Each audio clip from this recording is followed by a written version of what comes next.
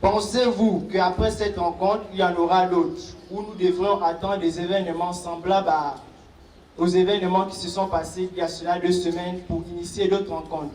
Toutes les mesures que vous avez citées pour améliorer l'éducation gabonaise, est-ce que pour vous, elles ne comptent que pour les établissements publics et parapublics, sans en oubliant les établissements catholiques, car nous aussi, nous sommes la jeunesse de ce beau pays, le Gabon? C'est un dialogue franc, caché sans tabou, que le ministre gabonais de l'Éducation nationale a tenu ce 8 février avec l'ensemble des coopératives des lycées et collèges de la capitale. Il faut retenir la maturité des élèves.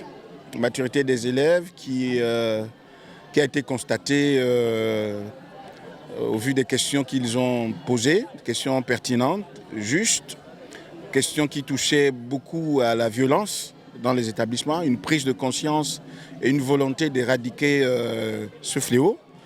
J'ai bien apprécié qu'il se soit approprié la nécessité de lutter et qu'il demande vraiment à l'État de tout faire pour éradiquer la violence en milieu scolaire. Au sortir de cette rencontre, les aspects relatifs à la sécurité et à l'amélioration des conditions d'apprentissage ont été revisités et certains élèves en sortent plus ou moins édifiés. Nous avons parlé premièrement des enlèvements, des nouvelles réformes sur les bourses. Le ministre nous a éclairci par rapport à cela.